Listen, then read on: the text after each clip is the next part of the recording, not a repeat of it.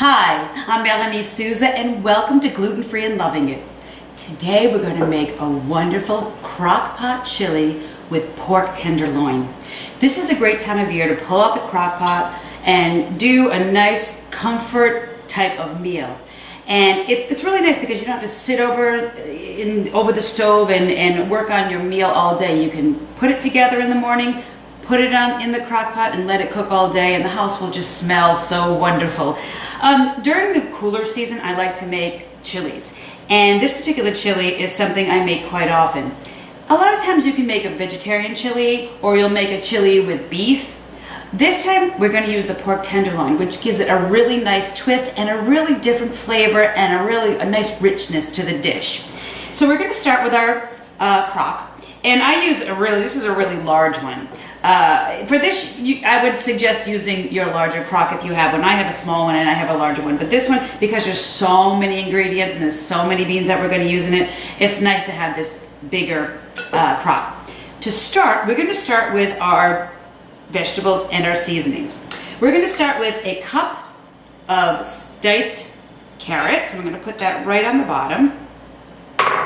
Next, we have a cup of carrots, again diced up.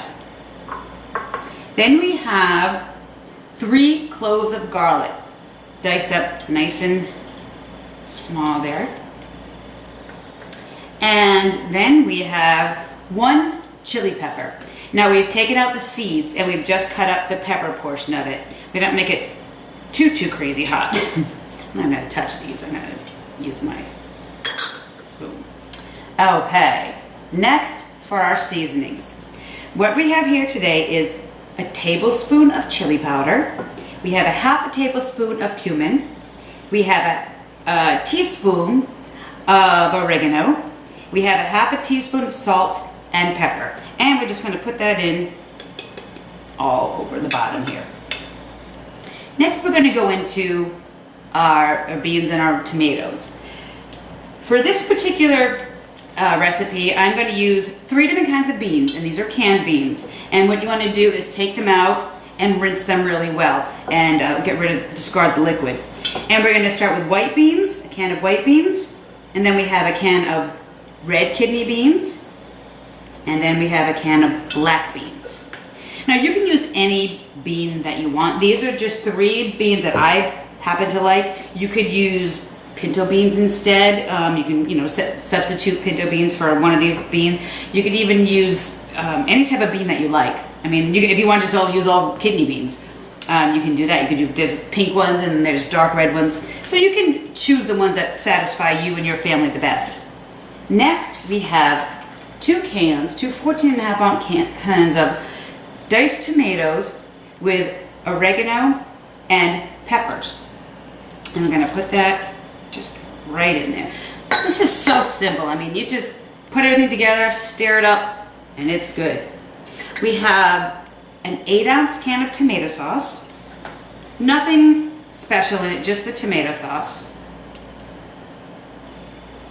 And we have a 6-ounce can of tomato paste. And this will help thicken it all up. And the last thing for our tomato ingredients, we're going to add, this is a diced tomatoes with jalapeno peppers. Now, for this particular mix, they have mild, they have original, and they have hot and spicy. I chose the mild for this particular recipe. I tend to go on the milder side with just a little bit of heat. That's just what we particularly like. But you can go, if you like a lot of heat, go for it and use the spicy or the extra hot versions.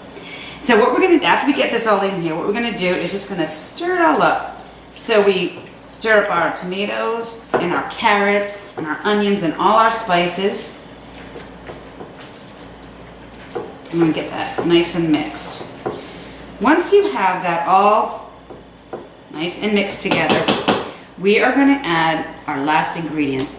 And this is 2 pounds of pork tenderloin.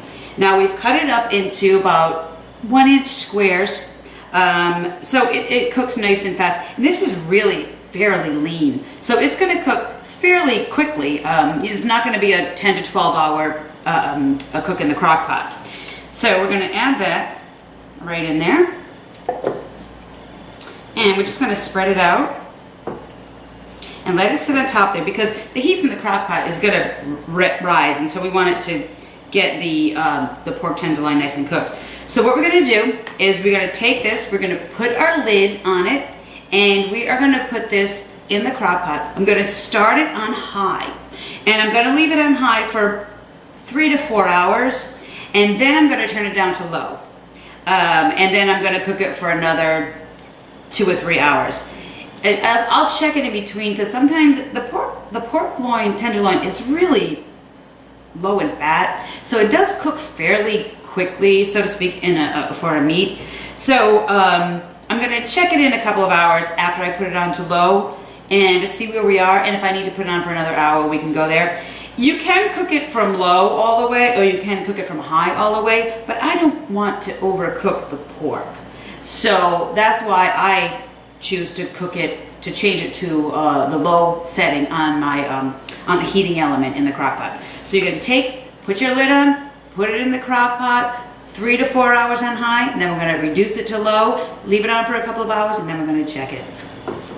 Okay, here's a little trick that I like to do for my chili.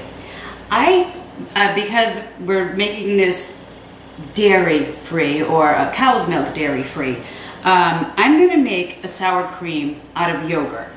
And this is a goat's milk yogurt. Now, I can't have, or I don't eat the cow's milk, so, but goat's milk doesn't seem to bother me. So, so I stick with goat's milk yogurt, goat's milk, or any other kind of non-dairy milk. But for this particular recipe, I'm going to use some goat yogurt.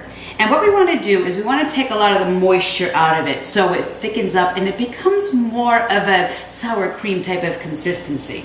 So what we're going to do, this is something simple. My grandmother used to always do this. And she would take, you can use cheesecloth. I don't have any cheesecloth. This is something we always have on hand, is just a coffee filter. So I've taken a cup and I put in the coffee filter in the glass, I should say, and then I just wrapped it around the top so it just stays in place. And what I'm going to do is just take a few scoops of the goat yogurt. Now, if you have regular cow's milk yogurt, you can do the same thing. The Greek yogurt, the Greek style yogurt, tends to be a little thicker, so you can use that if you don't use sour cream. If you can use a non-fat version of that, and that works just as well. But for my particular recipe, I'm using a goat milk yogurt. We're going to put it in our filter, and what this will do is keep the yogurt in there, but take all the moisture and the extra water out of it. And just going to put it just like that.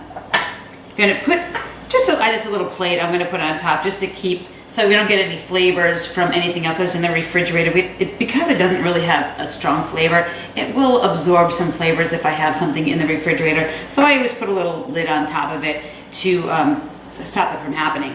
So we're going to take this, I'm going to put this in my refrigerator and let it sit all day while our chili is cooking in our crock pot. And then we'll have a nice goat milk sour cream to put on top of our chili, to cut the heat a little bit and to add some nice sour flavor to it. So here we have it. Our chili's been cooking all day. We had it on high for 4 hours, and then we reduced it to low for another 3 hours. And what we have is this beautiful, beautiful chili with all our beans and our pork tenderloin, and it's just so nice and rich and hearty, and the house smells just wonderful. So it's really great for a cool fall day. So put some in here. And what I have here is, remember earlier I showed you I wanted to make some sour cream, a type of consistency out of our yogurt. So what I did was I've had this yogurt in the refrigerator all day, and we had put it in our coffee liner. And what it did was it helped drain, you can see the moisture on the bottom of there, what has drained out of our yogurt. And what it does is it makes it a much thicker consistency, so it stands up much better to the chili. If we didn't take the moisture out, it's going to be more runny and it's not going to have that sour cream consistency. So here we have it, our beautiful pork tenderloin chili, and I made some cornbread this week, so it goes really nice with cornbread. And I'm going to try this out and see how it tastes. Oh, it's hot. A great dish for a fall weekend. Enjoy.